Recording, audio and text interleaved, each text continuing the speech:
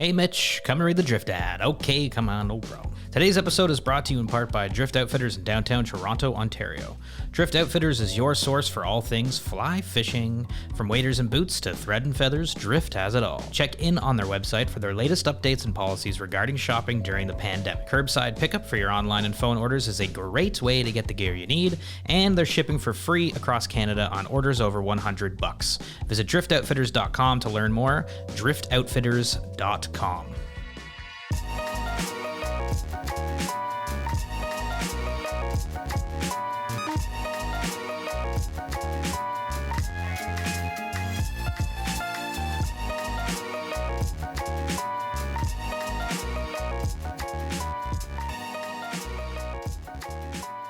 Hello and welcome to another episode of So Fly. It is the end of November. This podcast is coming out on December 1st. It's another hot off the presses podcast for you. My name is Mitch, and we've got Aldo. Hey, everybody. And Yilma is not with us tonight. He's actually at the Raptors game. Go Raps. So he couldn't make it. Go Raps, couldn't make it. I think they're playing Boston, and I'm hoping that he's having a great time. But he's not on the show, but we do have two very special guests that we've had on before. They are friends of ours, and we're so happy to see them. I'm stoked to see you guys because it's been a while. We've got Joel. Joel, Clifton, how's it going? Hey, man, it's going really good. How are you? Man, and we've got Joe, Blue Lagoon Joe. Joe, how's it going, man? Blue How's it Lagoon. going, y'all? Thank you so much for coming on. We've got three time Thanks for having zones me. represented here. Yeah, we're kind of all over the place right now, which is cool. You know, Joel's out in BC. We're here in Toronto. Joe's down in Rockport. Yeah. Excited to chat today because we're going to be talking about a recent trip that Aldo, Joel, and Joe all had together down in Texas. Back to Texas. This is trip number 2 to Blue Lagoon Lodge down in Rockport. Wow, it's been, 2 years since, we actually did that first, inaugural trip down there? Mm-hmm. Right? November Of course, 20... in that time, 19. Yeah. November 2019, yeah, so it's Before it's COVID. exactly 2 years. Yeah. Wait, Pre-COVID. did you book tickets or for the second year in a row and then COVID canceled them? Or because I know we were talking about going. Yeah.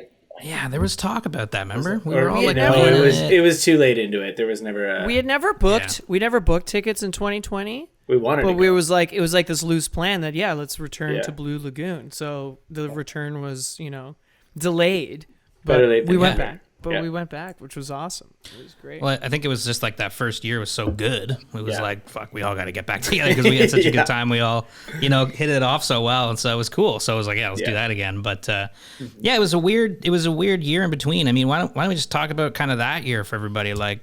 Joe, how was Texas? What's the updates of Blue Lagoon? What were you up to during all that kind of craziness?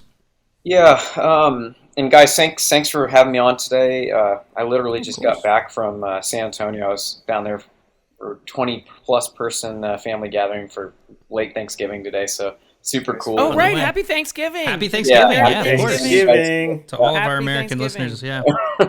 Happy Turkey Day, guys. I think I ate more in the past 3 days than I have the past 2 months.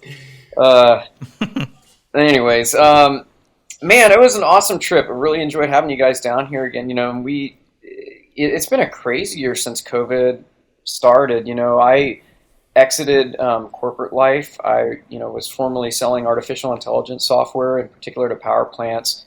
And I was having a lot of fun with it, but was finding myself, taking a conference call here and there from a duck blind out here, and starting to really want to, focus on how do I get some of my friends from work, out to the house and fish with them was my primary interest, or, versus okay, my mind share wasn't there, and we were going through some transitions there, and long story short, we just ended up parting ways. I'm still a shareholder in that company, and they're awesome. I'm hugely supportive of them. They're Spark Cognition out of Austin, Texas. Wonderful company, and I just came out of that environment completely shell-shocked, just never really had any chance to try anything full-time that I want to do long-term. And this has been a really fun transition, and COVID kind of put that into full swing, and it's been a weird year. Things have been a little different, especially having family that's spread all throughout the United States, and that's been tough. We haven't seen each other as much and whatnot, but it's actually on a positive allowed me to spend a lot of time on the water. I've been doing a lot more guiding this past year, and been involved more and more with different groups out here. I've been trying to get more involved with our local CCA organization, things like that. We opened a fly shop here in Rockport. Had a lot of fun doing that with Chris Fowler and with Eric Sangerhausen. Fly Trap. Really good friends. Yep, that's called the Fly Trap. Yeah. And overall, it's just been a super action-packed year. Got a new boat. Sold the old boat, which I'm gonna miss forever. I love that old boat. And then to top it off, met a really awesome girl, and I've started to date somebody. Kind of opened my heart again to that. And Matt Dodson moved out here. Fortunately, thankfully, I've had some friends and family members that came down with COVID right in the middle of all this craziness, and fortunately, most of them are okay. We've had some unfortunate losses as well. So it's just been as you guys all know, a hell of a year, and I'm just thankful that we were back into an opportunity where you guys could even come down again. And man, we had fun, and I would really am super excited about the next one. It's awesome. Yeah. Oh man, no doubt. Yeah. I mean, shit, you just touched on like so many things. That's Yeah, a we're gonna have solid to, gotcha. we're gonna have to unpack man. a few things. Oh, the man. fly shop, Yeah, I mean, new boats, dude, it's been crazy. And then throw in the mix of a new property. I got my mortgage banking license recently. A very good friend of mine, who unfortunately right now is battling COVID. He in a different city. He's somebody that's been supportive of me for the entire part of my, most of my life, and college roommate, somebody I've known for a long time. We went in on a business opportunity together, and got an investment property out here.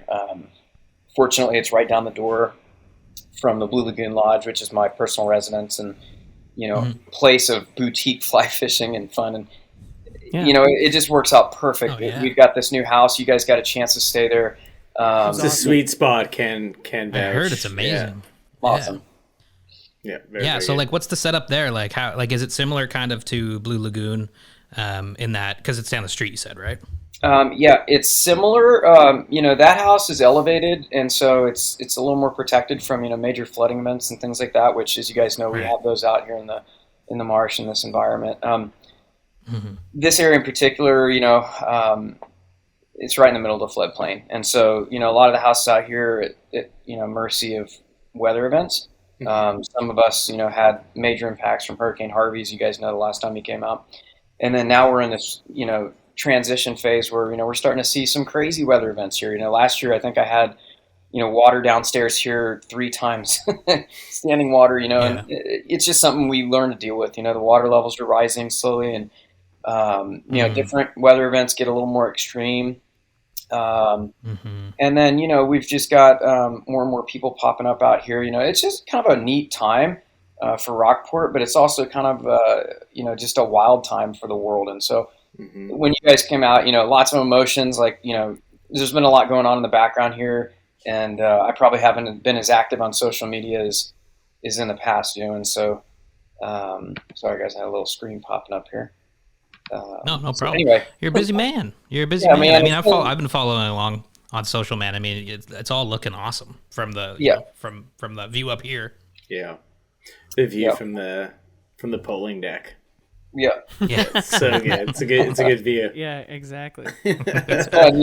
My favorite thing about that property is watching the ducks come right down the flyway. And you can literally just sit there and watch them come right at the house, and you see them with that beautiful Copano Bay sunset in the backdrop, and it's breathtaking. And the people here, I mean, we're fortunate. You guys, you seem to have been really lucky 2 times in a row with perfect weather, and just awesome conditions. And man, the fish were cooperative. What a trip, guys. It was sweet. Mitch, so the new place, Mitch, because you weren't there. Yeah. It's like, it is brand new. It sleeps 6, right? Yeah, it can sleep 6. It's got like 2. It's every bedroom's got a TV, which is sweet. It's got an awesome little it's optimized for post fish hangs. Yeah, and it's like open concept living room, kitchen, and like a lot of room for just chilling out after. And then it's got an awesome back deck that overlooks the canal, which is sweet. Just Sonos. Connect your phone to the Sonos and let it rip. Oh, Yeah. man. That's it. Yeah, it's a good vibe. Yeah. Yeah, it's Oh, a man. really good vibe. And then one thing we did this year that we didn't do the year or 2 years ago was Joe had the crab pots in the canal, both at the new property and the old one. And we were pulling, which was pretty cool, like pulling fresh crab and eating. I it. should have stayed longer. You should have stayed longer. I missed the crab. Well, We've been, there's a lot of blue crabs out here right now, and we saw it on the water. I mean, I got a lot of questions. What flies have you been throwing lately? And I'm like, well, I mean, there's a lot of crabs in the water, y'all, and those redfish, when they see a crab that looks just like what they're eating out there, it's incredible to watch what they do to it, and so, like, I don't know, we've just been putting the crab pots in the water and harvesting some of the most awesome blue crabs this season. Massive, and they're delicious to eat. So good. I'm curious, are we only because we see a lot of crabs when we're fishing, are we only seeing like the biggest ones and then there are a bunch of smaller ones as well? Or do you know? Because I'm curious. Or are redfish eating those big crabs? Yeah, are they going for those big ones? I wondered that too. They're huge. Aldo got a good taste of it, Joel, some of these crabs are massive. I mean, gigantic blue crabs that we're seeing out in they're like 4 or 5 inches of size. water. Huge, huge blue crabs. Yeah. Really cool to see that. It's like, here they are, boom. Mm-hmm. And in the canals, we get a pick a tidal change event where we get like a 1.5 foot of water movement. Boom. You're eating good that night, So that was fun. We got to eat some blue crabs, and I mean, how'd you do them? Steam them?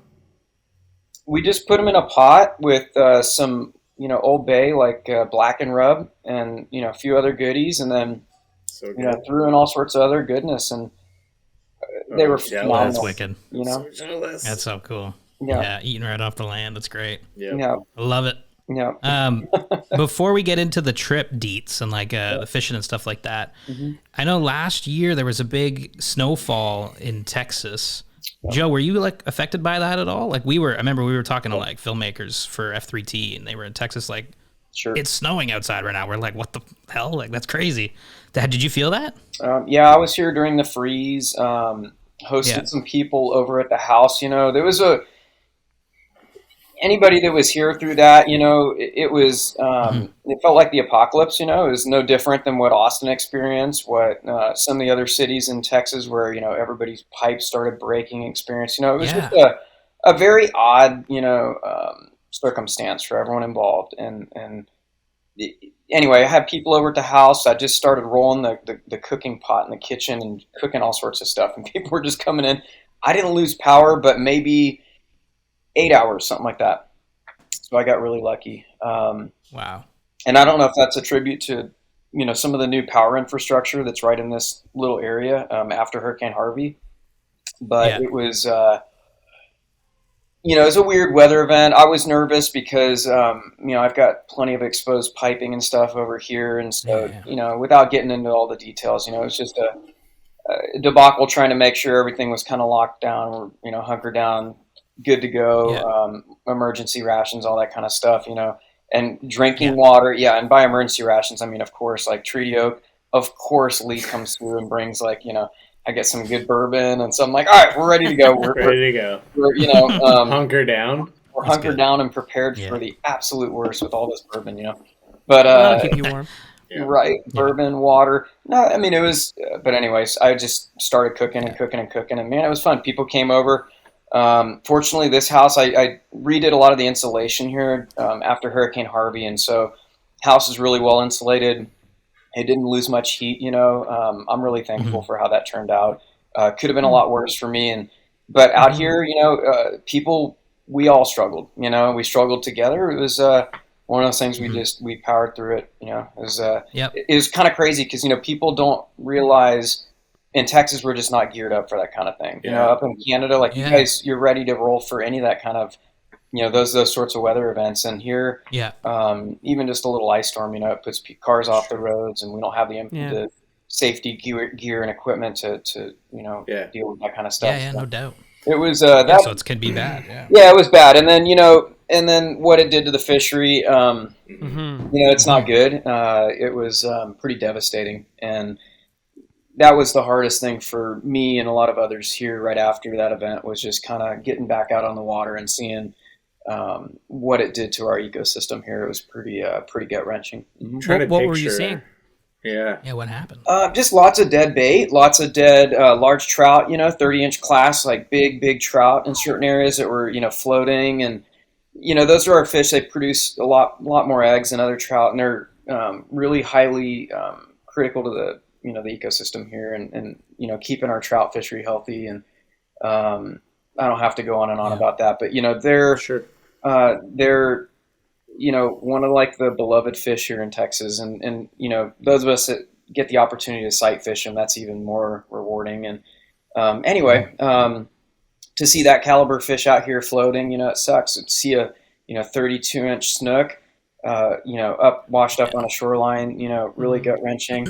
And then the count of all the bait, all the sea turtles, it was just and different areas got it worse than others.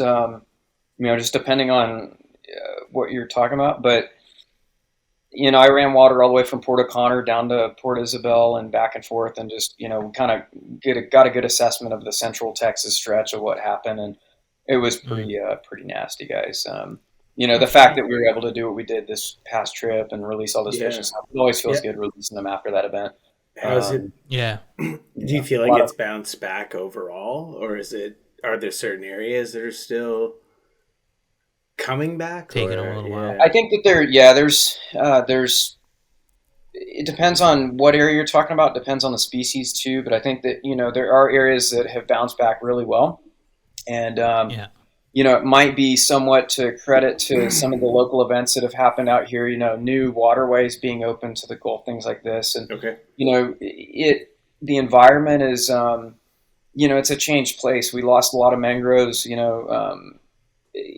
but the fish adapt, and so they're the ones that are, we're seeing the most of right now there's a lot of redfish out on the flats. There's a lot of black drum out on the flats. We're seeing decent numbers of sheep's head, big flounder and stuff. We had to shut down our flounder our flounder fishery here, put some regulations out because of, just some need for closer monitoring and whatnot. Sure. So that's something we've been monitoring. But, overall, I think after the freeze, we've seen pretty good comeback across the board. But I think that if you look at the trout, and the regularity of seeing like big gator, these sow trout, I was seeing them a lot more regularly prior to that event than now, and people even, catching them, I think would agree, those that go out and target those exclusively, the numbers of trout were pretty heavily affected. And, I got real excited because we were starting to see pretty good numbers of other,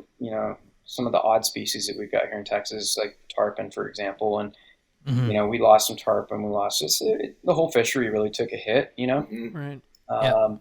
But, to be able to go out on the water now and experience, kind of watch the environment adjust after that event, it's been rewarding because, some of the numbers are actually pretty good. And, and so what you guys got to experience, the numbers those days, those were pretty good. Yeah, it's not to say the fishery seems to be in a bad place by any means. With redfish, or pretty healthy, man. Yeah, pretty healthy. Yeah, pretty healthy. Yeah. Yes, well, I heard this which trip is was encouraging. It's encouraging. It's Yeah, and I heard it was similar to year one when we went down, except this time the fish were just generally bigger all around. Did you guys find that? I would say that. Yeah. Well, for me personally, anyway, I would say I Lots caught of nice beefy. I caught less fish than the first year. I didn't see less fish, but I caught less fish. Mm-hmm. But I caught bigger fish. And by saying I caught less fish, it means I didn't have I think I had a 25 fish day on Saturday. And on this Saturday, I had you lit them up 12 fish. 14 fish, exactly. You know what I mean? So it's okay, can I really complain? No, obviously I'm not going to complain. Joe, would you say do you think redfish are, or even like, you know, unscientifically or scientifically, do you think redfish were better set up to survive the freeze? Or Can they resilient? withstand colder temperatures, or were you seeing a lot of dead redfish too? I've seen a lot of 'Cause dead obvious- redfish too. Yeah. You know, redfish are pretty hardy creatures. You know, they're arguably hardier than you know, trout, for example. And I think that we saw a lot of dead redfish for sure. You know, I don't want to Mm-hmm. paint a sugary picture that these redfish were, you know, just absent from the situation. No, they were impacted, and you know, I saw, for example, I mean, I was down. You know, I don't want to throw spots out there and stuff like that, but I was south. I was down by Baffin Bay area, and I got to see a giant redfish of, you know, one of the biggest proportions I've ever seen out on the flats. Boom, dead, laid up right after that event, you know. And so to see a creature like, you know, some of these big, beautiful redfish, you know, which are, in my opinion, generally fish that I would expect to be hardier. You know, some of these ocean run, big, you know, super, you know, healthy fish that make their way up onto the flats.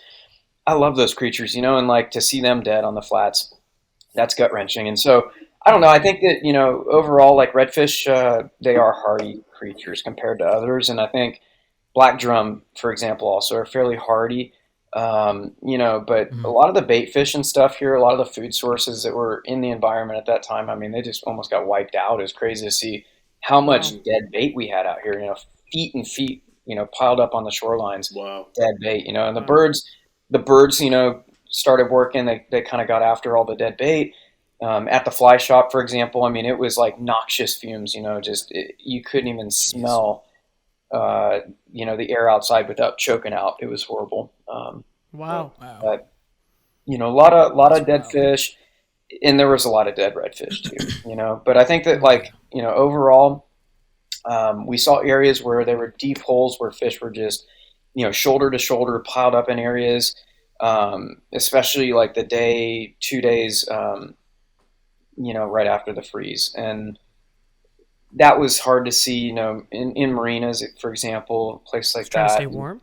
They were just trying to stay warm. You know, we had some of them that, you know, a lot of fish got into the ICWs and the, you know, the other shipping channels and whatnot, and they, you know, they got down low in the water.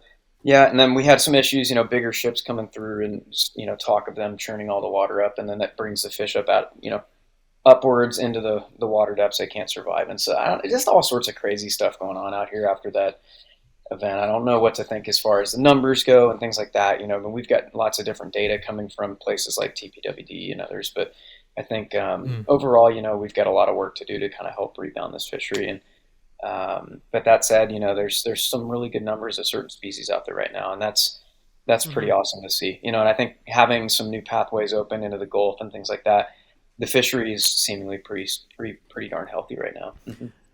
I mean, coming from me, like, if I didn't know there was a freeze, the only visual cue I would have had are the dead mangroves, because it was like, you know, mullet jumping, popping, swimming everywhere. There's, you know, so many birds, stingrays and whatnot, and Yeah. and just tons of redfish, and, you know, like, and dolphins and stuff. Dolphins, So yeah. so from the outside looking in, yeah, you know, it seems there's a lot of life, but I'm sure, like you said, there's a lot of work to be done.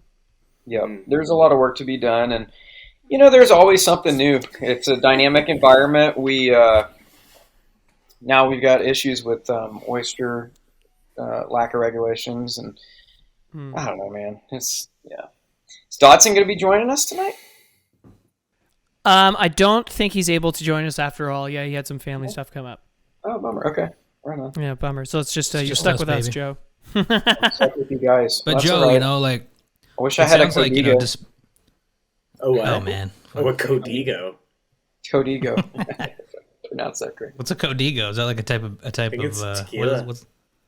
Oh, It's a, and I think I just bought some pronunciation, but Is it it's a George? tequila that Codigo. I think I said. Codigo.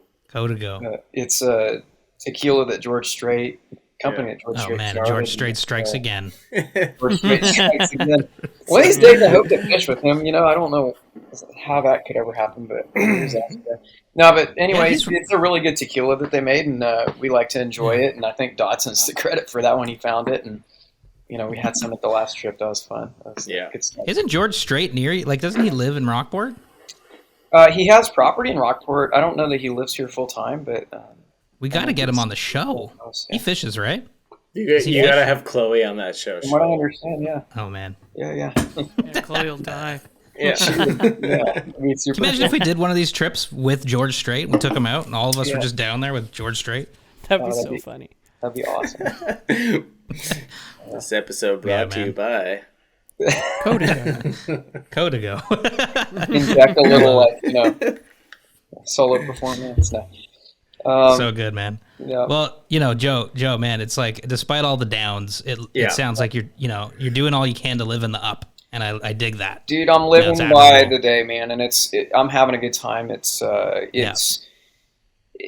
I'm not gonna sugarcoat it and say that I don't have days where there's frustrations or people are butting heads out here, whatever it ends up being. But we're all out here having a good time. We're all here respecting the environment. We're all here. Respecting these fish, we're all, we're trying to do our best, and it's so much fun when we're out there and things are working, we're having a good time. We're seeing fish, we're, seeing airboats, and we're respecting each other. They're off at a distance, and they might even see somebody, we're watching guys, knock down ducks that are in the water out of duck blinds. And there's just so much going on. And, it's so much fun when we're out there on the water. We're waving to other pulling skiffs going by, and I don't know. That's cool vibes. It's such a cool vibe. Every day is a new day, and every day is pretty wild place. Yeah, it's so good.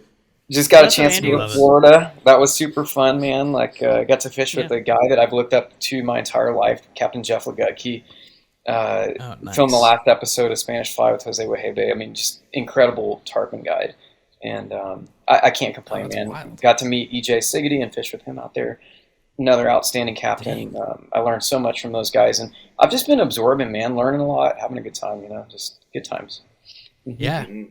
Oh my God, that's amazing, man. Yeah. Well, I'm glad I've that been, you've turned your life into fishy life. It's good. We're like 323 more days until next November's fishing trip, guys. Yeah, exactly. Well, we just got to come up to Canada. We'll come up there first. Yeah, but don't. You guys gotta come up. You guys gotta come up. Hey, we should go ice fishing or something. That would be so much fun. That'd be fun. Yeah, I'll fly back to Toronto for some ice fishing. I could take Joe ice fishing. Oh my God, no. That would be awesome. Oh my God, I would love to do that. You gotta bring some Codigo. I'll bring some. You gotta bring more than some. Yeah, we would have so much fun. When I lived in Colorado, there was a lot of people. Neighbors and others that I crossed paths with that used to ride ATVs together, and a lot of them were into ice fishing. And I just never really, I never got into the ice fishing thing so much. Not to say I wouldn't like to try it. I mean, I like all styles of fishing. So I think you get out there on the ice and you're in a hut, and you get your heating system and whatnot. And if you lived in a place where you had no other option in the wintertime, dude, I'm sure it's fun. Yeah. You learn to love it. I'd love to do it. No doubt. I'd love to try it. You definitely, It grows on you. It grows on you, especially after a bunch of beer and maybe a carton of cigarettes. it's a good time. There you go. Yeah, It's a lot of so smoking. fun. Just being able to. Well, why don't you got a and small Bush and 50. Yeah, man. That's a good Why don't we fun. get into this trip a little bit? Maybe just I wasn't there. Maybe just take me through some of the most memorable stories from this trip. Some of the funny times and some of the amazing fishing times. Let's do it. If I'll set it up, if I may. Start it off, Aldo. Yeah, please. So we're chat. Joe, Matt, and we've all kind of loosely, or sometimes ebb and flow in terms of staying in contact with one another, and we decide that we're gonna make it back down to Blue Lagoon because actually shout out to Chums actually and Costa. They were but I would say I'm picking brand favorites here, but Chums had some new products that they're coming out in 2022 that they asked us to shoot in a hot setting, and I was like, well, I know a pretty good hot setting, and and Got a guy. and so we started talking with Joe and Matt, and we knew Matt had moved. Matt Dotson, of course, had moved to Rockport, and Joe had his the lodge was still going strong, and he had the fly trap, and so we're like, oh man, let's go back, try to get the band back together and go to Texas. Yep. Unfortunately, Mitch couldn't make it. And Chloe couldn't make it, but a good pal, new friend of the show, Gene, the Gene Bug, who has been on this show recently, and does a lot of work with Chums. We invited her, and she, at the drop of the hat, was like, "Yeah, I'm coming." I was like, "Are you sure you've never met any of us before?" And she's like, "Yep, no problem." Fine, great. And so the crew was Joel, who came on the first Texas trip, Matt and Joe, which were our captains last time, myself, Gene, and our good pal Andy Vanderkay, who has done multiple shoots with us now, from Northern Ontario to Tobago and now Texas. And so we got the crew. Joe flew down. Joel was flying from BC. Gene was flying from Idaho, and Andy and I were coming from Toronto, and we were all gonna end up in Corpus Christi and then drive down to Rockport to the Blue Lagoon, except for one big problem. Joel, what happened to you on the travel day? Oof. Oh man. I don't know. Do you want the long story or the short story? Short story's fine. Short story. Severely delayed flight out of Vancouver. As most people probably know, Dallas is a huge hub, and Corpus Christi is not. So I missed. The flight was 10 hours delayed taking off. I missed all the connecting flights of the day to Corpus Christi from Dallas, so I ended up getting put up in a hotel in Dallas for the night, and then taking the second flight out in the morning, not the first, because there were so many people trying to get to Corpus Christi or get out of Dallas that the first flight was already booked. But there is like a bright ending to the story. Great. Pretty cool end to the story, for sure. Yeah. Got there about a day late. Hopped in an Uber at the airport, dropped on a dock, and these guys picked me up, and we had shrimp cocktails and po' boy sandwiches and beers. And like from the airport to the dock, had a snack, hit the water, caught some fish. It was great. Yeah, it was pretty so good. Cool. They just picked you up on their boats. That's so wicked. Oh yeah, brilliant. Yes, I love so much. So fun. yeah, Joel's like, "What? Do you still want me to come?" I'm like, "Of course I want you to come." Like he's like, "I just feel like I'm such an inconvenience." I was like, "Really? The only person being inconvenienced right now is you." So if you're okay with your trip being one day. Well, not even, like you got there half a day. Yeah, totally. You missed half a day of fishing. Let's just put it that way. Yeah. And we're talking, we're all together at this point. Gene has arrived. Andy and I have arrived. We got in the rental car. We went directly to Rudy's Barbecue. And while we were eating Rudy's Barbecue, we were hashing out this plan. And Joe suggested, he's like, well, why don't we just fish for half the day? He's like, when does he get in? I was like, 1 o'clock. He's like, oh, well, let's just fish for half a day. And then gun it down to Port Aransas in the boats and pick them up at, what's the pub called? Joe. What was the restaurant called? What was that place called?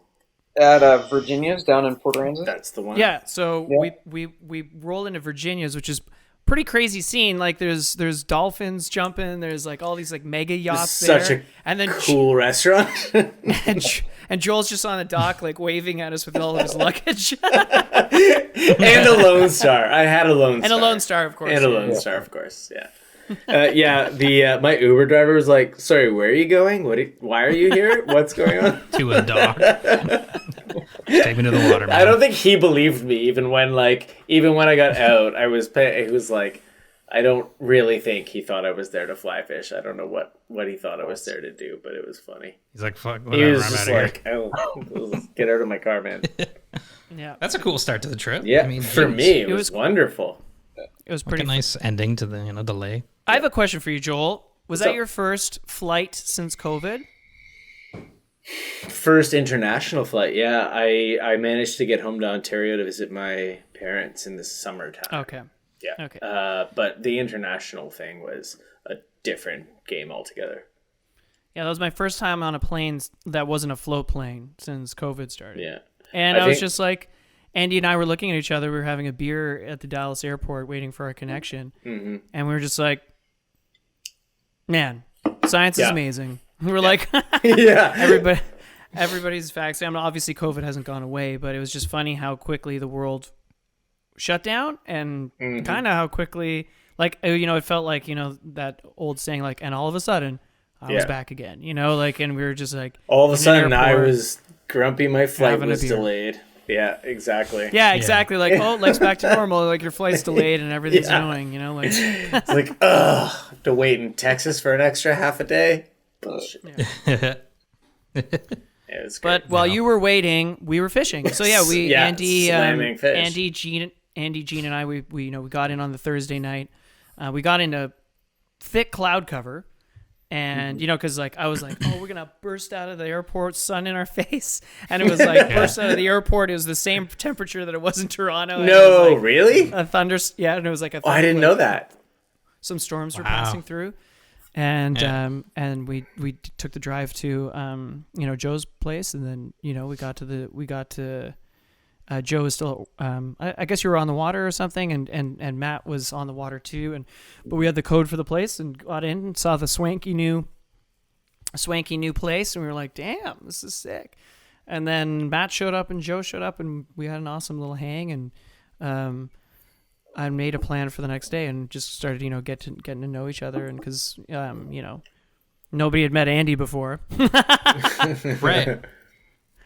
And then, Joe made a plan for the next day to, go, fish in a place where we could go pick up Joel. And halfway through the day, and then we, got up early the next morning, got after it. And Andy and I were with Matt, and Joel was with Gene. And how was that first little morning, Joe?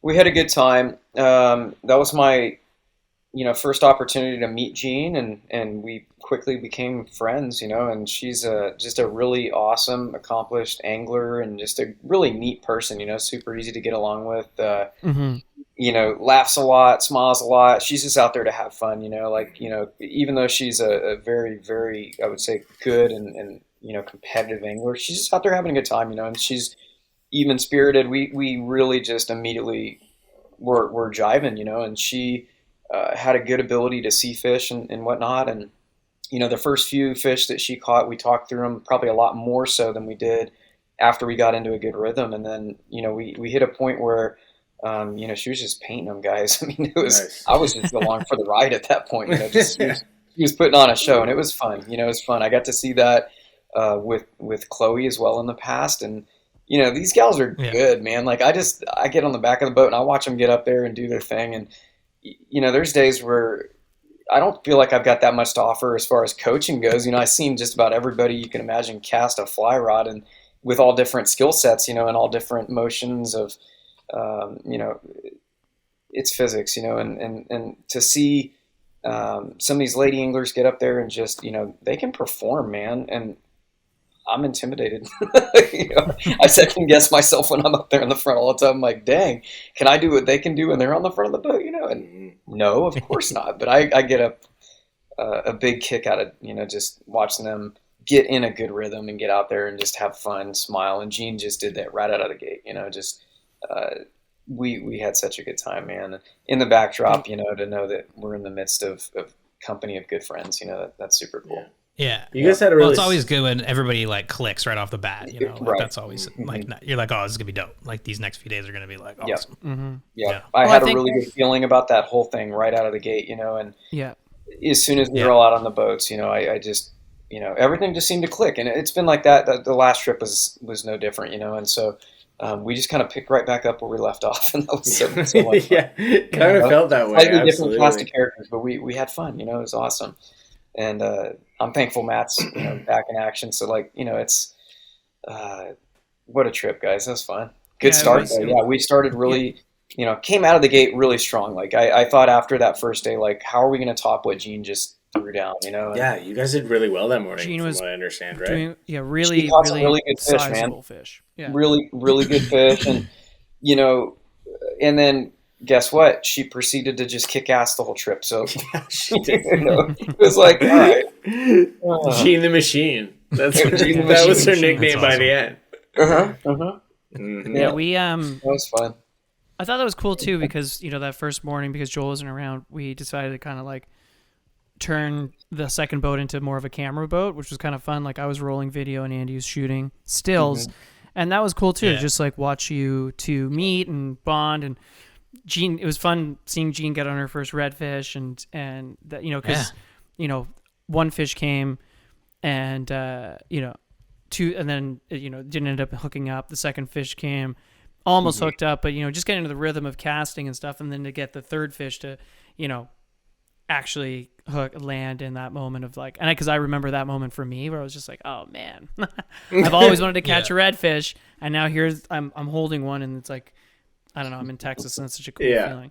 Joe, what are those kind of first moments when you do meet a new angler? Like, are you like, how do you suss out, like, what's more important? Are you figuring out a way, evaluating how good of an angler they are, or is it more important for you to like figure out how you're going to work well together, or is that all part of it? It's all part of it. I mean, and you know, and every guide's got their own style. I think it comes down to like how quickly can you get into a mode of really good communication with that person, as well as, you know, help each other understand what we need to do and not do in order to maximize the opportunity to catch this fish. You know, and like there's a lot of psychological aspects to it also, you know. Every angler's a little bit different. Some people are more emotional, you know, some people are they get up there and they're outstanding casters, but they have a little bit more trouble seeing the fish. You know, some people get up there and their balance isn't quite as good, or some, you know, anglers are larger than others, and there's just so many different variables, you know. And so there's always, you know, that first period of time when I get to first meet a new angler, and then we get to fish together, and it's just a rush to get to that first goal of sticking that first fish. And you know, different people, you know, you get to that point quicker than others, you know, admittedly. And I think that with, you know, on this trip, like we just got to that point real quick. And so when you have that, it's always rewarding and it's satisfying, you know, for me as a guide to have those sorts of relationships built, because when you have that and you know that happens and it happens quickly, it's a cool feeling. And you know that angler is probably going to come back. We're going to fish together at some point, or, you know, that's when I'm guiding an outing, and I don't think any other, you know, guides, I could speak for him on this too. You know, we're all kind of in a similar boat that, like, if you can make those relationships, build them, strengthen them through you know, by means of catching these fish together, you know, by means of, you know, talking about things that might need to be adjusted in the habitat while we're out there, talking about, you know, dorking out over boats, you know, like all the different elements of what you dream about in a day on the water with somebody that you trust and respect and all that. You know, it's fun, you know, and sometimes you luck out and, you know, the weather throws you a bone like it did for us. And, you know, when somebody like Jean is on the boat that I just immediately click with like that, it's cool, you know. And she had all the physical ability to get the fly exactly where it needed to be over and over again, you know, even in not so easy conditions. So that's cool, you know, and it makes my life a lot easier too, you know, as a guide. But oh yeah, no doubt. Dude, is blustery, Aldo? Yeah, that first morning, I think, you know, because the system that I mentioned on Thursday was still just kind of making its way out. And I'm just copying things that my captains have said. I'm like, yeah, that system, you know, was blown through. But yeah, no, so it was like the morning was kind of windy. And like, I remember getting on the, I remember getting on like the casting platform, and I was like, I was actually shivering. I was like, oh, I'm a lot colder than I'd expected to be. Like, I had layered up, but obviously not enough. And but then again, it's pretty hot during the day too, right? So, but yeah, that was an awesome morning, and it was, you know, we filmed Gene sticking a bunch of fish, and I was like, well, I've got 4 fish on camera. I'm gonna fish now. I'm done. Yeah. And then we started turning around and seeing you stick. You know, you were tight on fish too, and then it just yeah. And then I had to take advantage. Yeah. Andy is an awesome dude, and part of why I like bringing him on trips is he doesn't fish. No, I'm kidding. But it is fun when you're sharing a boat with a guy who's just the camera, because I can just never get off the casting platform. So it was fun. Like, it was more fun actually just to hang out with. Honestly, it was just more fun hanging out with you guys in person again. I was like, I hadn't seen you guys in 2 years, and just getting a chat with Matt, and even like Andy, I've only really seen once or twice during this whole pandemic, and so it was just a cool moment to reconnect with those awesome fish. And my first fish was a, you know, pretty beefy. A beef. Couple of bruisers. Bruiser, Probably yeah. bigger than any fish I caught the first time around. So I was and we were seeing a lot of. I was like, wow, these fish like I'm like even just looking at fish that are bigger, not necessarily hooking them, but like I'm seeing a lot of big fish. And so that was really cool. And then we went and the morning passed like so quickly. And all of a sudden we're like, oh shit, we got to go get Joel. And so Joe and Gene headed down to Virginia's to go meet, and then Matt, Andy, and I were just a little bit behind. And then we had an awesome lunch. You were half a beer behind. It was all good. Okay. No We rush. had some peel and eat shrimp, and then we hit the water again. Those peel and eat shrimp. Yeah. I mean, let's be real. They were Oh, next amazing. level. Oh, it was Yeah. so good. Peel and eat shrimp and a Lone Star Mm-hmm. and a cigarette. And then back out on the water after that. One step off the French breakfast. Yeah, exactly. Exactly. Yeah. My former Montreal Canadiens would appreciate that. Montreal Canadian colleagues, I should say. Yeah. Yeah, Mitch, we were back on the water after that. That's a good day. That's a friggin' awesome day. Yeah. Was that the day? Did we stay out a little later that night? Did we move the boat? Was that day 1 or day 2 that we did that? That was day 2. Okay. Then when us 3 stayed out till so then we The pictures, man. The pictures of that when you guys were out at night, like that That looked was like lovely. a wild time. It was fun. Yeah. Yeah. We got some neat, low light pictures, and I don't know what. I think, Aldo, you stuck a nice black drum out there, right? Just really nice, beautiful conditions and pretty fish, Yeah. Yeah. Did we day eat that 2 drum? We did. Sorry, we'll get there. That drum ended up being tacos. Yeah. Delicious Nice, tacos. nice, Yeah. nice. Yeah, that was awesome. Tacos. Tacos. Yeah, so day 1 was great, and we chilled out and reviewed footage, and Joel got settled into the new place, and we enjoyed a really nice sunset, and then it was day 2. Ooh. Yep. Sorry, is my memory all messed up? Was night 1 was the steak night for me? Or night Yeah, one. night 1 was first steak night. Those steaks were unreal. Also, just I'm glad throwing you that guys in there. enjoyed those. Awesome. Joe made us some crazy steaks, Mitch. They were delicious. Oh yeah. Oh yeah. Oh man. Thank you. I don't Glad know you how liked deep them. down the rabbit hole of steak technique you want to go, but it was Man, it's you can go deep on Refined. steaks. Yeah. Steaks are, and there's no way of there's times where you think you just got it just right, but then you think it over, and next time you do it, you want to tweak something again, and then you want to adjust something again. And I don't know that there is any, so to say, perfect steak. It's like a work in progress forever, but every once in a while you get lucky, you get a good one out of there, and they're good. We get good access to really high grade meat here in Texas. We're fortunate, and it's awesome. Yeah. That's the majority of what makes an awesome steak, in my opinion. So yeah. Man, so steaks, crabs. You guys are eating shrimp, redfish. spoiled. Jeez. We're that's good spoiled. stuff. It was good. It's good stuff. Yeah, day 2, we can't. Well, it kind of was a photocopy of day 1, except for the fact that we had another awesome day on the water. Joel, Joe, and I were fishing together that day.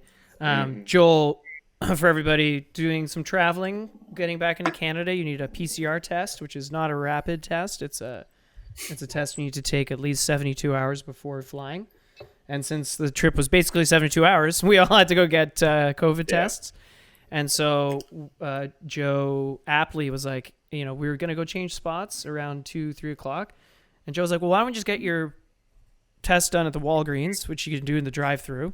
Very convenient. And go fish another spot right until dark, because we had never done that before. And Joe was like, I hope you guys get to see some tailing fish, which, Mitch, I don't know if you did, or Joel, you did on the first trip, but I didn't see a single tail. I saw a lot of fish blowing up the shoreline and stuff, like the shrimp, but I never saw a tail up kind of fish. Mitch, did you first time around? I thought maybe, but not like what you guys saw that Well, this night, was Buck 'cause I One. saw.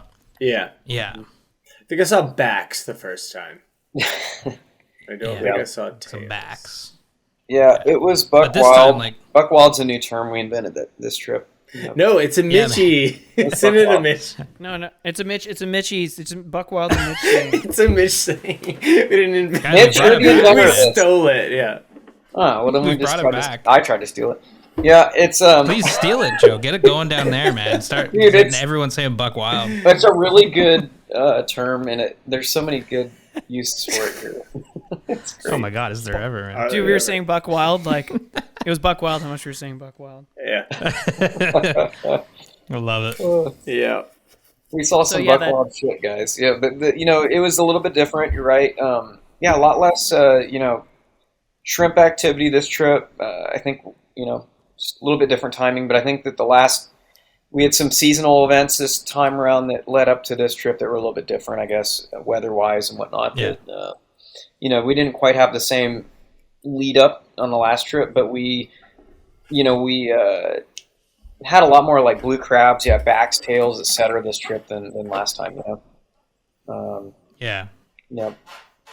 Yeah. So that second night, the water was like glass. The sun is setting. In fact, it has set. Yeah. And so it's just a band of light, and then all we see are these just tails, just like flopping and flooping everywhere. And it was like I was stressed. I was like, I'm trying to make a proper cast to them because it was like all you can kind of get a sense of which way their head's poking, but you'll see that tail go up in one direction, and then that's half a second later, the tail's in the other direction. You're like, oh shit, where do I put this fly? Yeah. Yeah, and it's, you don't want to blow it, but it's like, Oh, I blew it a couple times.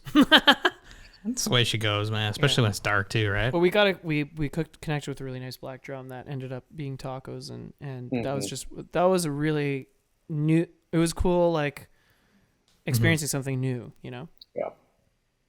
Yeah, no doubt. Yeah. And those tacos did not suck. They were, Yeah, That was they're good, eh? Yep. Oh yeah. They were pretty good. But, there was a lot of tails this trip. There were a lot of, backing fish. I would agree, Aldo.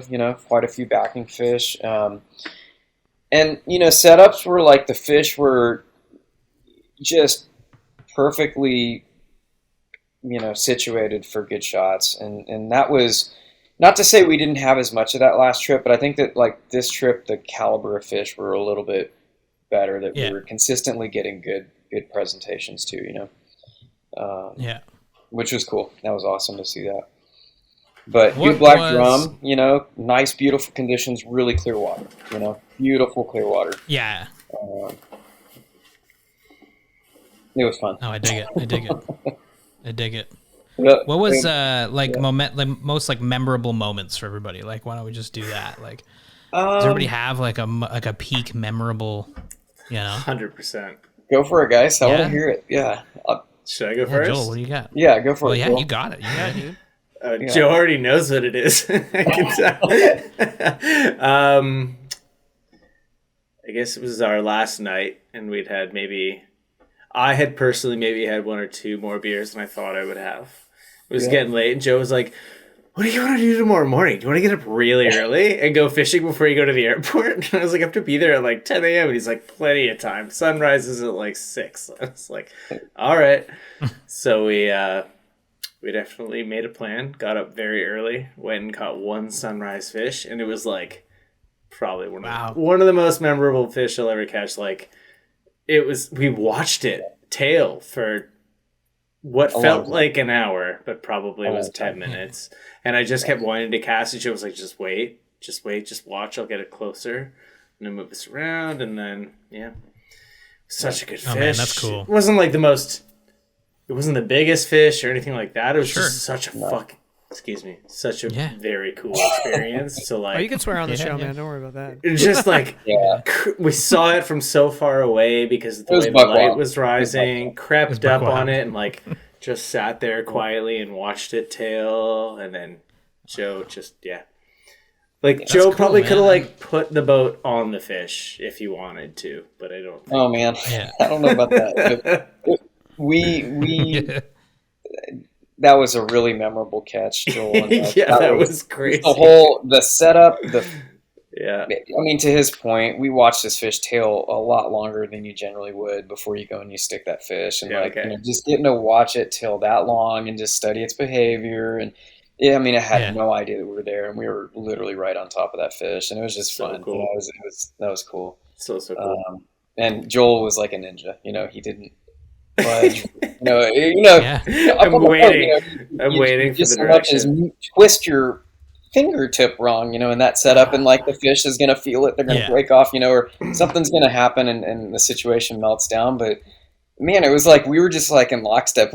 If somebody was to watch us, we probably just looked like a statue. We were frozen watching that fish, man, and it just happened to start moving, and we circled it and spun the boat, and so good. I mean, Joel just painted it, and it was that one I'll forever remember, man. That was fantastic. That was super cool. And we looked for more afterwards, but I was like, I'm done, man. Like, let's just go home and have a coffee. That's all I needed. Yeah. It was like the perfect start to the day, That was cool. Yeah. I mean... And then you made your flight. Yes, I did. That's crazy. I drove That's you cool, there. man. Yeah. That's super cool. From my end, I couldn't believe you woke up. Yeah. I heard you get up and leave the house, and I was like, it kind of woke me up, and I went to the bathroom. Yeah, I mean, and I was like 5:30. Jesus Christ! I think we went to bed 4 hours ago. Yeah. Buzzer beater, Yeah, I mean, it was definitely a last minute. Like we went into your garage to get an extra jerry can of gas. Because we're like, I don't think the boat has enough gas. Or like, dude, should we grab some more gas? Yeah, that was cool. Good idea, man. Thanks for that. Yeah. You're welcome. It's super cool being able to get a fish in right before your flight, man. That's awesome. But also, it's like awesome you can put in was that just basically across the street from your house, right? We just dropped the boat in the backyard. Correct. Yeah. So cool. Yeah. And we've got some really cool water that we fish around here, really, really cool water. Yeah. And, that was fun, man. That was awesome. Yeah. Yeah. I couldn't believe we accomplished what we wanted to accomplish on that one, because it was just like the tail was there, and then we just studied it we didn't even have to catch that fish. No. It didn't matter. That was bonus. Yeah. It didn't matter. Yeah. It was cool. Mm-hmm. Yeah. Very cool.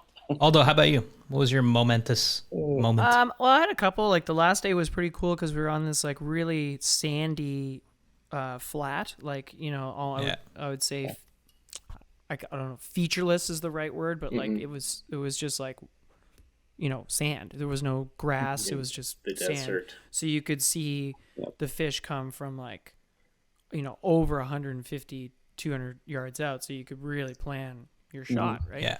And so that was cool, like casting at a fish at distance and hooking a fish at distance. That was really cool. But I gotta say, that night Joe, and I stayed out till dark was like, it was the coolest experience ever. I think it's with fish tailing all over the place, where all three of us are like whispering to each other at like a level that only dogs could hear at. We're just trying to stick a fish without spooking the whole, because the water was like glass, and they were it was just trying not to spook the bait fish, and the bait fish spooked the redfish, and we ended up connecting with and that was just cool. And like, what a beautiful night! Like the sunset was incredible. That little sliver of a moon was, it was all pretty magic, and and that was a really cool moment. So yeah, I don't know, and then just I don't know. The whole trip in general, like it was fun going back. Every night we would go back to Blue Lagoon 2, the second lodge, and we'd all watch old music, or we'd all watch music videos. Everybody would like go around putting a music video and songs on the TV, and we got to kind of know each other that way. And like it was like, oh man, it was like we're on a fishing trip. Like how cool is that after all this, after all this, we're back in Texas and seeing some old friends. And Joel, I haven't seen you since Texas the first time, and obviously Joe, I haven't seen you since Texas the first time, and I'd never met Gene before, and I was like, it was a good feeling, that feeling overall was like, that was my overall big takeaway from the whole thing, was like, wow, how much have I missed this? We're back, baby. Lot. Yeah, we're back in Texas. Sure. Yep. How about you, Joe? What was your favorite, most memorable moment from this time around? I mean, that's crazy. Crazy Canadian. I think just the camaraderie was just a natural extension of our last trip, and that was just so cool. Mhm. It had been a while since we'd hung out together, and then just getting right back together and feeling like, okay, everything that we worked so hard on the last trip, and had just dialed in, I thought, right at the end of it, boom, here we go again, and it was just special to do that with the gang again. So much fun to experience that with Gene and Andy, and they did awesome out there. And the content we got, just the whole experience, there was a moment where I sat there and kind of had to pinch myself, because I grew up watching, Spanish Fly with Jose Wejebe, and I would watch it religiously, and even to this day, I still watch it religiously. It's just he was such a neat personality, and, he was heavily sponsored by Costa. And I think to a lot of extent, he helped Costa get where they're at today, because he was a really neat, really proponent of that business. And one of the guys kind of pushing how they were using the glasses. Well, to have the opportunity for you guys to be here, and here we are filming with the support of somebody like that and our friends there at Costa, that was like, all right, that chums. I had like this little bit of, let's be real, guys. I'm doing this from the bottom of my heart. I'm having fun with it. I'm not a celebrity fly fishing guide by any sense of the imagination. I'm just, another dude out here having fun on a pulling skiff, and with the opportunity to work with people like you and others that happen to pay me sometimes. And it's just like, great, this is super cool. I'm having a blast. And when you guys came down and we got to start to do this, Matt's here too. And I'm just like, man, this is just going to be a blast. And so I had this little bit of a moment of pinch me. Is this really actually happening? And I got pinched as soon as Gene stuck that first redfish. I was like, yeah, this is real. Okay, here we go. We're on. Yeah. Oh, right. We've got to land a fish. Yeah, totally. Yeah, exactly. Yeah. But just the whole satisfaction of knowing that what we did before was fun. Here we are again. And, with the support of the people that were supporting this event from an industry standpoint, I can't ask for any more. Is awesome, super fun. Yep. I love it, man. Well, and the food was awesome fun. We cooked some stuff. We had a good time. Yeah. And I can't wait for did the it next right. one. Have we Next been? one's in Canada though. Yeah, yeah, exactly. Have we been yeah, recording for too long, or can I add to my favorite memories? Can I add one thing? No, please. Do it. Add to your favorite memories. Yeah. I know you stayed on longer, Aldo, but Aldo, when I was on the boat with him, smashed a fish at a very great distance. It was, it was amazing, and it was. What was it? What would you say? Would you say it was buck wild? Anybody? It was.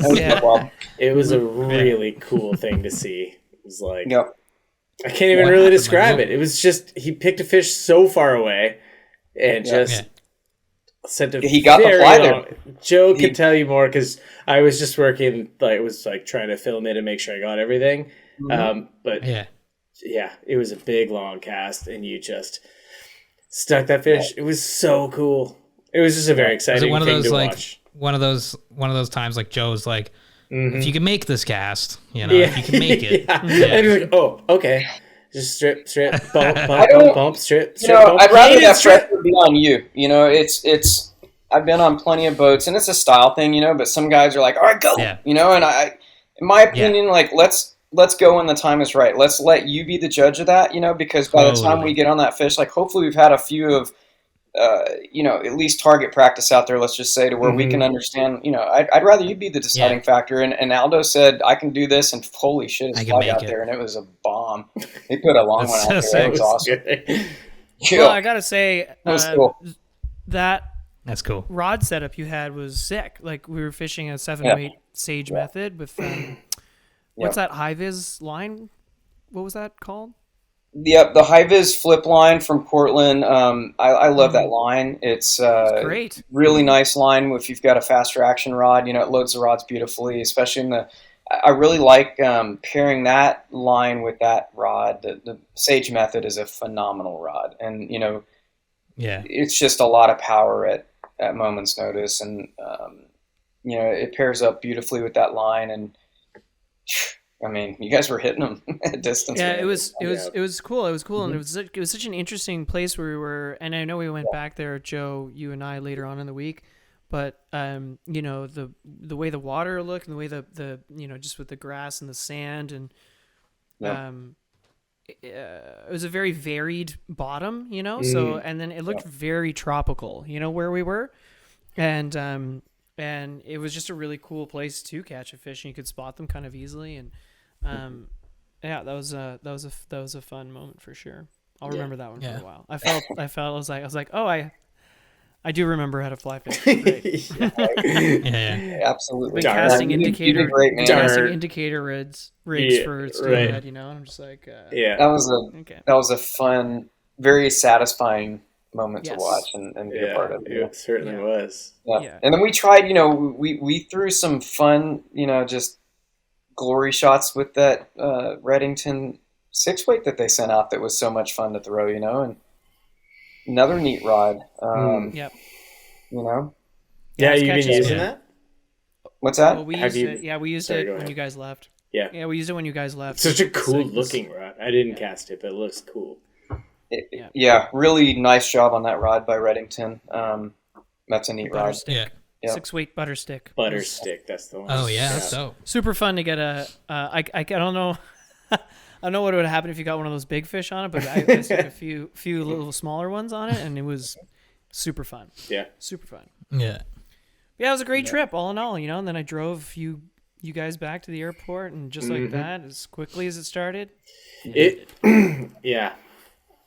didn't feel lightning fast while it was happening. Like, all the moments were great and wonderful, and then I was on the plane heading home, and it was kind of like, did all of that happen in the last 3 days? Really? Yeah. It was insane. Yeah. It's like a power trip for sure. We packed a lot in. Yeah. Yeah. Absolutely did. It was good. It's hard to capture it all here because, you know, you guys are painting a beautiful picture, but, you know, keep following along like on our Instagram and at Joel's and Joe's and everything else, because we'll be posting photos and videos and stuff from this so people can see, you know, how the trip actually, what it looked like, you know. Yeah. But it sounds amazing. Yeah. Absolutely amazing. Thanks again, guys, for having me. And that was a blast. Oh, man. No, thanks, you know. Joe, thanks for having us, man. Thanks for having us, Joe. You're welcome, guys. It was a lot of fun, and I can't wait for the next one, you know. We saw some stuff. We saw some shit, as I'd like to say. You can say that. Yeah, we saw some shit. And that shit was buck wild. Buck wild shit. I love it. Amazing. You know, and just to be out there on the water and you know, to see what we saw and to be in the midst of, you know, a guide that I look up to so much, Matt Dotson. You know, you guys know, and it sucks he's not here to speak for his, you know, perspective on the trip, but man, you know, they put up numbers, you know, and, you know, he had such a good time with you guys too. And, you know, just what an awesome trip. We'll do it again, you know, in soon time, hopefully. I got to get on the boat with Matt next year. If we For go. sure. Yeah, Joe, I realized, like, I got talking to Matt. at the end of the trip. Yeah. Matt was like... You didn't fish with Matt? No, I was like, I was starting to think Matt didn't like me. And Matt was like, Joel, I was starting to think you didn't like me. Oh, man. It's just like the way the camera angler thing works out. It just didn't happen. Yeah. Oh, you'll get you're going to have a good time when you're with Matt, for sure. I'm sure. He's a phenomenal dude, and just as you guys know, but man, he's a hell of a guy. Yeah, he's really, really polished. Yep. Yeah. Oh, sweet. No doubt. Rock on, guys. That's great, man. And, you know, thanks you guys for coming on and just chatting about this. It was cool to see you all, and I'm glad that everybody's doing well, and, you know, that the trip was such a success. Yeah. So, cheers, fellas. Thanks so much. Shameless plug time for both of you. Yeah. Joel, you're an amazing photographer. Where can people find your work? JoelClifton.com. First name, last name. And what's your handle on Instagram? At Joel Clifton Photos. Oh. Find me there. I cannot wait to see all these photos start rolling out and videos and stuff. You guys are incredible. Yeah, I'm excited to start doing some... We'll see those droney videos rolling out with you guys. Yeah, there's some good ones. Oh yeah. Joe, how can people, if they're in the Texas area, how can people book with you for a guide day? How can people book Blue Lagoon Lodge? And hey, if you're listening to this and you don't fly fish, you can still stay at Blue Lagoon and explore Rockport, and it's an awesome house to stay at because you're right on the canal and you're close to everything. And so how can people book the lodge? For sure. Easiest way is you can follow me on Instagram, JDR Productions, and I have a website for the Blue Lagoon Lodge, which is bluelagoonrockport.com. Feel free to reach out any means, phone call, text, email. I'm on the water a lot out here, and usually email is actually the easiest way to correspond. But let's get anybody that would like to come out here and look forward to fishing with all new anglers of any skill level, male or female, big or small, everything in between. We have a good time out here, and come out, have a good time.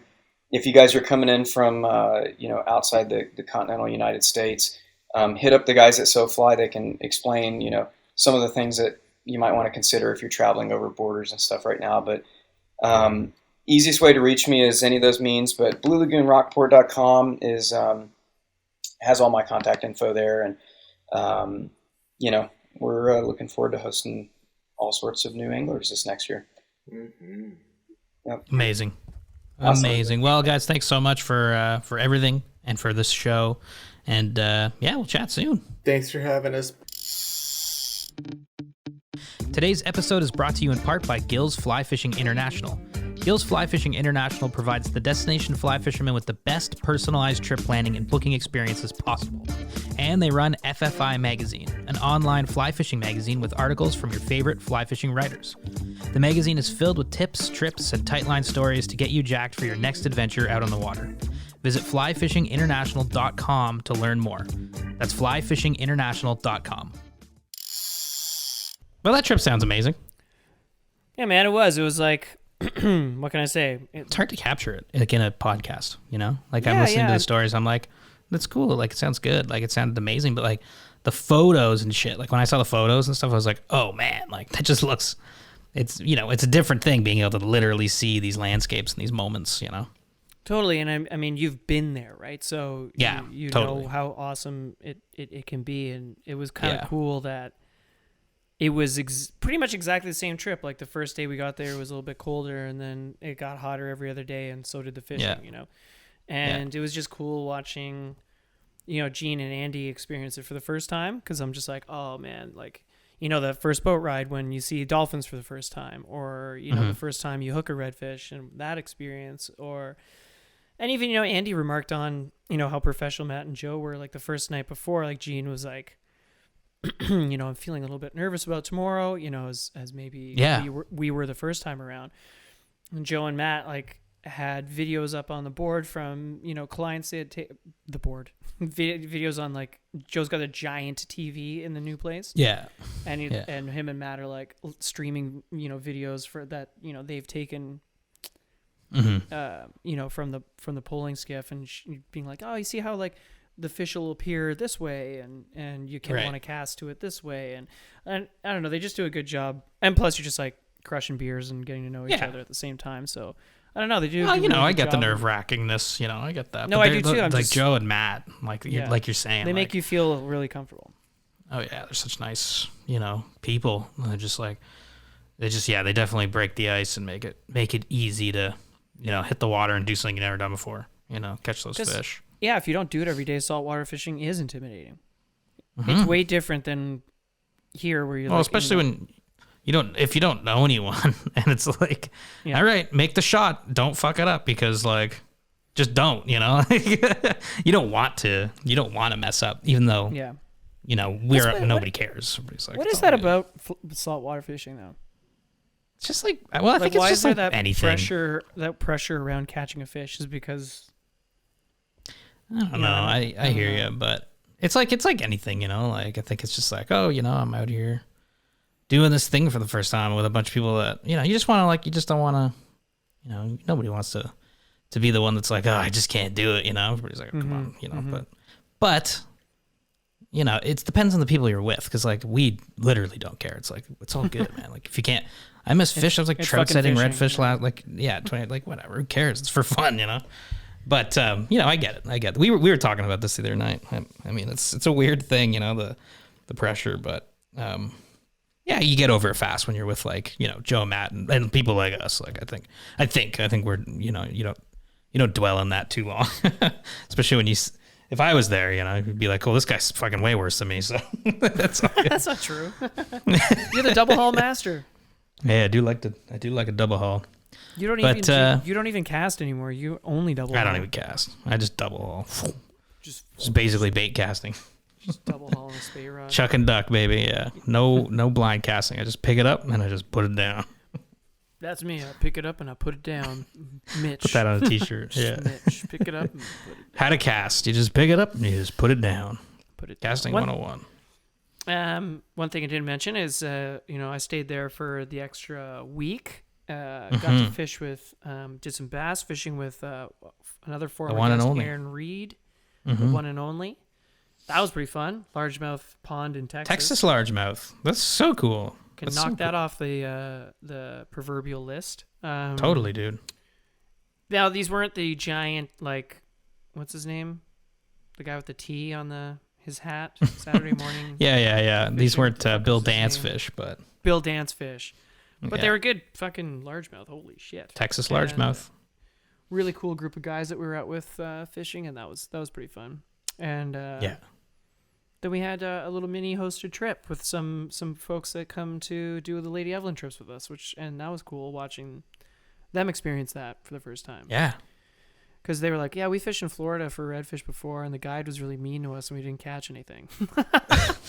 Okay, well, here you go. Like, this is the way to do it now, Yeah. And, within, 20 minutes, they were on fish already. And also seeing fish, too. Like, it's... Yeah. It's fun. The sight fishing part of it's huge. You see, like, yeah, that's the thing. Is like, even if you don't hook them, you're seeing them. Yeah. Oh, no, it's a huge part of it. The I love tailing that, man. fish So, was new this year. That was cool. That is cool. That is really cool. Because I've seen those videos. Like, even before the first time we went down there, Matt sent us that video of just a pod of tails. I'm just like, oh, my God. It's cool, for no doubt. But, no, it's great. You had a good week down there, and the trip was a smashing success. Yeah, and it was fun. I love Just it. like, I had a quote unquote off day between the soul fly trip and then the hosted trip, and it was cool. Just like driving, Just like hit the around water, Texas. right? And Did you hit the Joe, water? Yeah, Joe and I hit the With water Joe. one day. Yeah. Yeah. Yeah, and then just checked out Rockport, right? Hung around Rockport. Oh yeah, checked out the two Had some- fly shops, the fly trap, Yeah. and then the other one, Swan. Orvis store or something. Swan Landing, the Orvis store. I think it's Swan. Here, let me look it up. That's cool. That's cool. There's two fly shops there. That's cool. Yeah. We didn't even be able to get into talking about all the stuff with Joe. Like Joe, like he's had so many things. It's like Joe, like, well, why'd you start a fly shop? How was that? We didn't even get a chance to really talk about that stuff, but it's cool. He's been doing so much cool stuff, Yeah. Well, and I I think like. Sorry. Oh. No. Go. I was just saying. I think he's kind of stepped away a little bit from the operations of the fly shop just to focus on Just a guide. Yeah. just a guide. Yeah. That's the problem. You open a fly shop and you stop fishing. Well, that's it. Yeah. Yeah. No, it's cool. And Matt's down there. I know we touched on that, but Dodson moved back there with his family, and so he's guiding there. No, that's cool. It's really, really nice little setup everybody's got. Oh man, Matt's house is sick. Yeah. Yeah, he Yeah, had you're us over saying. one night for ceviche. Swan Point Landing. Oh, there you go. Shout out to that team there, because I went there and you walk in and the guy's like, not that the fly trap doesn't do this, but walk in, there's beer, there's a big thing of beer on ice. That's cool. The things you can do in not Ontario. Yeah. Yeah. He walks in, he's like, grab a beer. We get to chatting. He's like, oh, you're from Toronto. So I was like, sick. that's so cool that you're, back down here. And he was tying flies and he just like tied me a fly right there. He's like, here. And I bought you a hat, Mitch. Yes, I love that hat. Thank you so much. Big old redfish on it. With a big I old love redfish on it. Yeah. And then the fly trap's cool too, Yeah. They've got a bunch of cool kayaks. Also a lot of really cool flies. But ended up using flies that we bought from there, and it was great. That's wicked, man. I love Texas, man. It is really cool. It is really, really sweet down there. No doubt. No doubt at all. Well, everybody, keep watching our feeds and SoFly.ca, because we'll be dropping the content from that trip, and it's good. It's good stuff. It's really fun to watch, entertaining, and transport yourself as depending on where you're at. I know we got a ton of snow in Toronto today. Which is pretty I'll tell you regional because they didn't get any in Ottawa or anything like that. But we got lots. Christmas mood. Oh, I love it. I love it. I put my big boots on. I went and got a coffee. Oh, I'm drinking eggnog right now.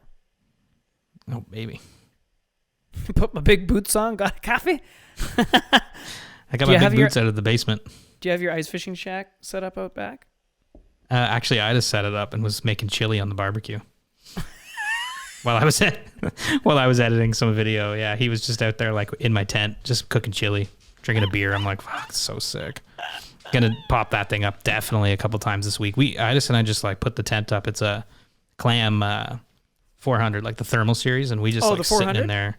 The XT 400, yeah. Oh, the XT 400, yeah. That's a good model. Quilted, 4 windows, 2 doors, lots of space for, fishing or just sitting in the yard drinking, because I just put it in my backyard. And then Idis and I put our big boots on, and we sit in there, and we just drink bush with the propane Mr. Buddy going, and lots of propane going, because we got a propane lantern, too. Next day, your throat hurts. It's like, well, that was a good night. But, yeah. It's gonna be fun to get that out on the ice. I'm actually stoked for ice fishing season this year. I gotta tell you, I kind of want to buy a couple cots and maybe go sleep on the ice. Oh man, totally. Because I got my big winter bag. Yeah, man. Let's just hit up Cabela's and get one of those cheap cots, that we can just get off the ground and go sleep there for sure. Yeah, watch some. It'd be so sick. Oh my god. Might be kind of fun. Idis and I were actually just texting about building a hut, but I have this pop-up. I'm like, well, let's just use the pop-up this year. I didn't get much use out of it last year, but maybe next year we build a hut, get a wood stove and just, I'd be down, man. Rent a U-Haul, pack that thing in there, drive it to some lake. I'm down. Set it up. Go out there every weekend.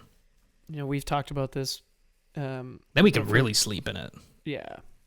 We've talked about this, but there's an awesome and very strange show by John Lurie called Fishing with John. It was made in the 80s. It's on YouTube, actually. Search Fishing with John on YouTube. I'm going to get around to a point here. Yeah. That gets back to Texas. But on my way home, anyway, my favorite episode is that when he goes... the show has nothing to do... They're good. He takes guests fishing. There's only 6 episodes. And it's like Matt Dillon and... he goes ice fishing with Willem Dafoe, and it's the strangest episode of TV, but it's amazing. Anyway, so I'm on the flight home, and I'm watching the Anthony Bourdain Roadrunner documentary, which is also awesome. But John Lurie's on it. They were friends. Oh wow, he's like a major pretty major interviewee and contributor in it. And I was like, at the beginning, I was like, why do I know this guy's voice? Because he doesn't look, obviously. He looks quite different, yeah. 40, it's been a while. 30, 40 years. Mm-hmm. And, Well, I know he's painting. He paints a lot. I follow him on Instagram. But you should check it out. YouTube, Fishing with John, the Willem Dafoe episode. Watch it. All that to great. Say, I think it's good. I think that'll be like me, you, and Ada's trying to... That episode is like me, you, and Ada's trying to go set up a hut. Get a little sweet before bedtime. Maybe we could zip our sleeping bags together. Sorry, John. Get a little sweet before bed. So good. No, that's definitely what it would be. I mean, I think we've said that winter camping a bunch of times. Mm-hmm. So yeah, but yeah, we should build a hut, put it out, get a little wood stove in there, and we can just like live out there on weekends. Like it'd be sick. Bring some bacon. Done. That's all we gotta do. We just need to find we just need to find a lake that we can put this on, but that's closer to us, like just a little something or other. I just was like, he's like, yo, can we set your hut up on the Humber? I'm like, what are you talking about? Fuck? He's like, wouldn't that be so sick? No. What, are we going to catch a steelhead through the ice, you maniac? It'll also be stolen or vandalized immediately. Oh, yeah, for sure. Well, also, we'd fall through, and people would be like, what are you doing? I don't know. There's just a lot of wrongs there. There's a lot of factors why it's a bad idea. But you know Idis. Idis is a maniac. He just wants to go set a hut up on the Humber behind our house. Totally. I love that. Anyway. Okay, well, it'll be good times. Yeah, well, see ya. Imagine that's how we end it. Just ends, and then it's just check out SoFly.ca. Yeah, everybody, thank you so much for listening. That was a fun show. It's cool to catch up with Joe and Joel. Thank you guys. Shout out to Gene for coming on the trip. I know I didn't get to meet you, but everybody's stoked on fishing with you, and I'm sure we'll get out sometime. And shout out to Andy, Mr. Andy V, for coming along as well, and thanks, and Andy Dodson, and at Dodson. Make sure to check out Andy's. He's made a fly fishing page called @Vanderfly, VANDER fly. Check it out on Instagram. And some of his awesome portraits that he's taken of us over the years of fishing. Pretty cool. Yeah, great photographer. Yeah, great photographer. And who are we missing? Oh, well, shout out Chums and Costa. Chums and Costa, who supported Thank this you, guys. trip massively. So thank you. Big shout out to you. Thanks to Big Pharma and also check for out COVID vaccines, because I wouldn't be able to go without a vaccine. Without that, yeah, absolutely. Yeah. So check out, everybody listen, check out the show notes if you want to find more info on Blue Lagoon Lodge and Joe. And, I'll just put links to everybody there. Find everybody on Instagram there, whatever the heck you need to find from the show. Go to the show notes. Put a link to thank you. Fishing with John. I will, absolutely. That'll just be the title of the episode, just the YouTube link. Like, what? But everybody at home, thank you so much for listening. And that's it for me, Mitch, Aldo. Bye, everybody. Thanks for listening. All right, take care. Comb your hair. You can find all of our content at sofly.ca. Reach out via email by sending your questions or comments to info@sofly.ca. Find us on Instagram @the SoFly Crew. Thanks for listening.